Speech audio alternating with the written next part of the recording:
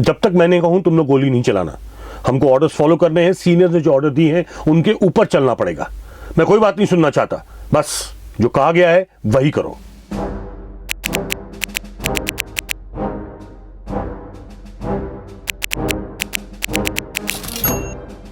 जब मुझे sound and vision से कॉल आया तो मैं बहुत खुश था, लेकिन उस साथ साथ मुझे काफ़ी डर था कि क्या होगा। तो स्टूडियो में गया, उन्होंने मुझे कैरेक्टर दिखाया, उसका कैरेक्टर स्केच बताया। तो उसे देखने के बाद मैंने अपने आप को थोड़ा सा प्रिपेयर किया और अलग अलग तरीक़ों से उसको अपनी वॉइस देने की कोशिश की, और जो उनको सबसे अच्छा लगा वो उन्होंने रखा और बस मैं पास हो गया। पहले तो मुझे पता ही नहीं था कि मैं ये सिलेक्ट होऊंगा कि नहीं इस कैरेक्टर के लिए। जब मैं हुआ तो I was on top of the world और मुझे बहुत अच्छा लगा। और मैंने मेहनत या जैसा भी मेरा जोश होता है काम करने का, जो कई लोगों को अलग भी लगता होगा शायद मेरी पेपीनेस और चीज़ों के लिए, लेकिन मैं ये बिल्कुल नहीं छोड़ना चाहता था। और मैंने अपना जी जान लगा के चेंजेस करके, और जैसे जैसे बोला जाता था, जैसे जैसे उसके अंदर तब्दीलियाँ लानी थी, जैसे जैसे उसको बेहतर करना था, I just blindly went for it and I did everything I could to grab this opportunity to keep on and do better for this series. इस किरदार का जो कैरेक्टर स्केच है वो ये है कि वो बहुत ही शरीफ ऑफिसर है। जब सारे के सारे उसके साथी और उसकी जो उसके साथ के सबॉर्डिनेट्स हैं, कुछ कुछ लोग करप्टेड हैं, लेकिन ये अपनी राह पे चलता है और फैमिली और अपने बच्चों से अलग है।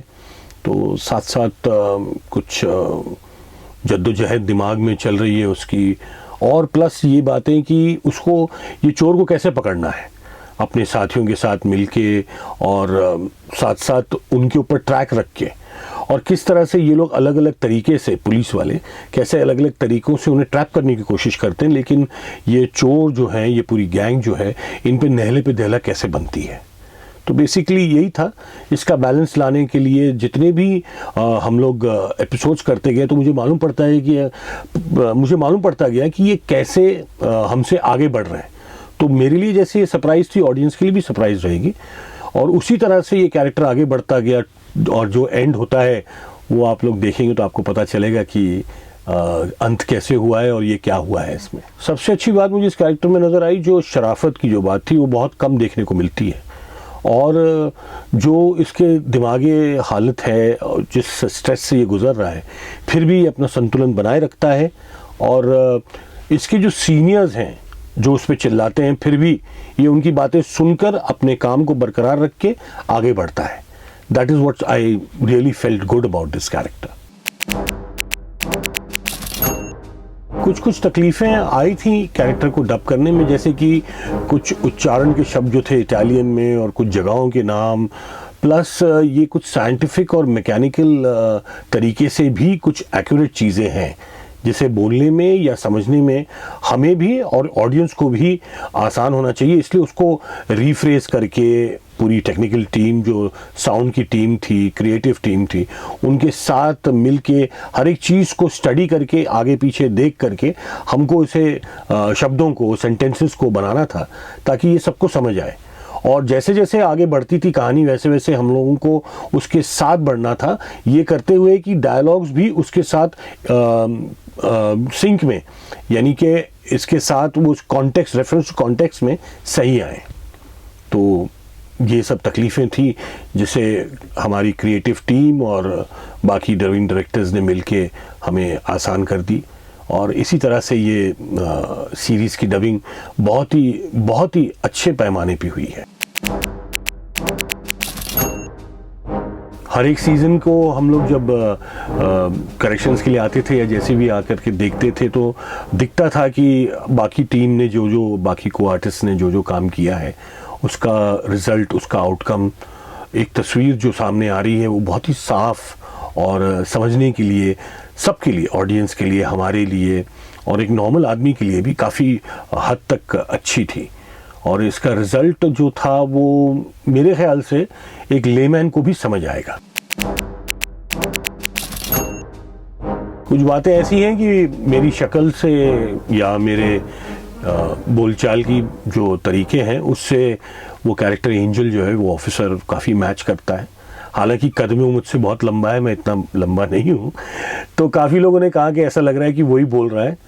और मेरे बिल्डिंग के कुछ लोग और मेरे आसपास के रिश्तेदार और कुछ रिश्तेदारों ने बताया कि ये काफ़ी अच्छा किया है और काफ़ी हद तक वो उसकी बॉडी को, उसके शरीर और उसके जो बॉडी लैंग्वेज है उससे काफ़ी मैच होता है। तो मुझे काफ़ी खुशी हुई कि मैंने जस्टिफाई किया उस कैरेक्टर को और अपना बेस्ट दे के अच्छा आउटकम निकाला।